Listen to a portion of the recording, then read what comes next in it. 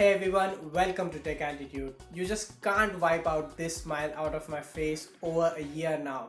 Finally, after a lot of wait, I had bought my first DSLR camera.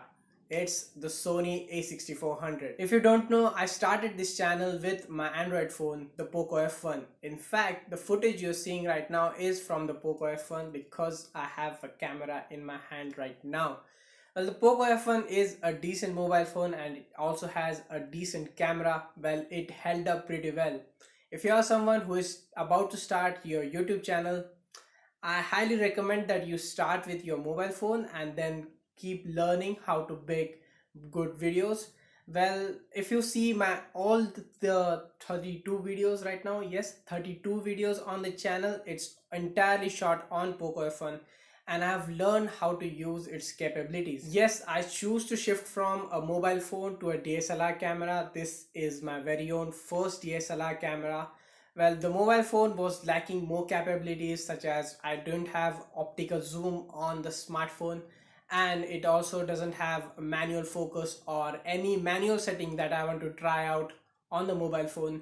And bonus, it doesn't have a flip up screen, so I cannot see myself or I can't see myself while recording this video. So I have to assume I have to play a lot with the mobile phone, just going around and coming in front a lot of times. So it takes a lot of time to set up this setup you do look at right now. Well, I did a lot of homework for choosing the perfect camera for myself, and initially I thought of going with the legendary successor of the Canon 80D, the Canon 90D, but then I had my eyes on the Sony's Alpha series. The biggest thing that had me choose Sony over Canon is because of its compact.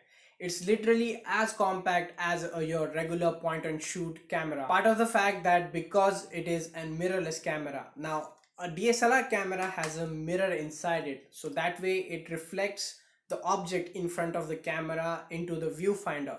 Well, this camera also has a viewfinder, but it's an electronic viewfinder, so that way it does not have a mirror, and that's why it's really compact. I mean, as compact as a point and shoot. So the viewfinder of this camera means it's an electronic viewfinder. That means it has a small screen fit inside this small little portion of the camera, and the viewfinder is really good. Actually, it's real time, it has its own bubble level, and if you're new to all the DSLRs and you don't know how to use it in the manual mode, then this is the camera you should go for. Part of the reason why is the viewfinder is dynamic. That means you can literally see which attribute changes which dimension of the image. So what happens is on most of the regular DSLR cameras is the viewfinder is not in real time connected with the sensor, right? So you have to change an attribute and click a photo and see if the photo is correct or not.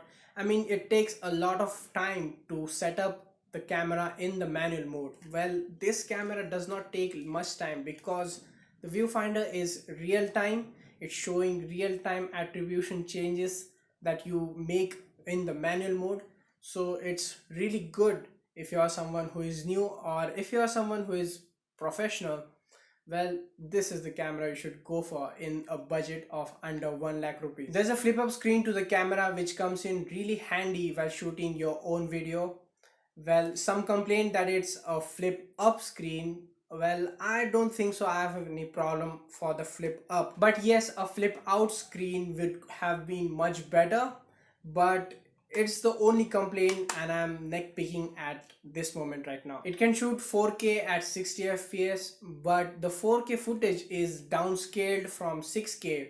That way the 4K footage is much better than actual any of the 4K footage that you see that you shoot from your mobile phone. Now the second most important thing on why I chose this camera, it is because of the sensor. It's an APS-C sensor.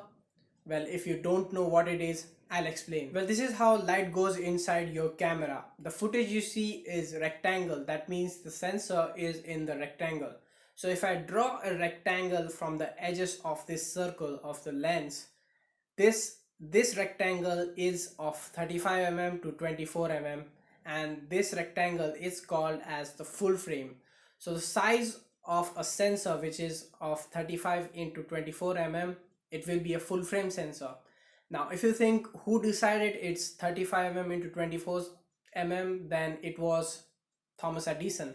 Thomas Edison first developed the film that was used in movie production, and that film size, the 35 mm into 25 mm, is taken over or carried over into the cameras. A smaller sensor than that, then you get a APS-C sensor, and which this camera has. It's of around 23 mm into 16 or 15 mm depending on the manufacturer.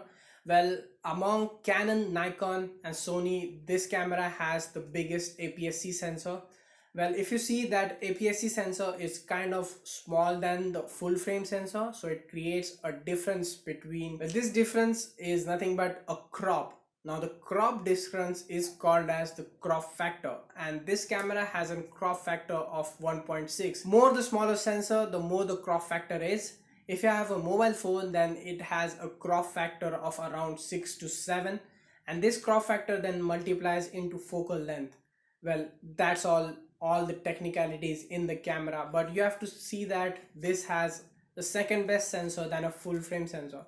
While a full frame sensor camera can cost you for around 2 to 3 lakhs, this is around under 1 lakh rupees depending on the lens you choose with this camera, with this body. Sony just weighs out all the competition right off the park. The Canon 90D is for around 1,10,000 rupees, and I got this with the 18-135 lens.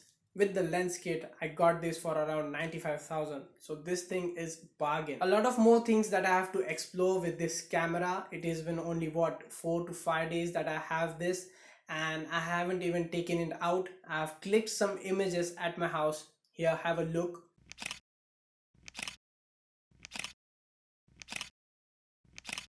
And I don't even know how much the battery lasts on this camera and how it holds up in outside world. I haven't explored it out right now, so pretty sure a review is coming near in future. More camera samples, tips and tricks about the Sony's A6400 or all the Sony alpha cameras. Basically the software is more or less the same. So that's all for the first DSLR camera, the Sony A6400. As always, do check out my other videos. The link will be in the description box, or you can click on the top right corner, the I button on the top right corner of this video. You'll get the video links there. Thank you for watching, and I'll catch you guys in the next one.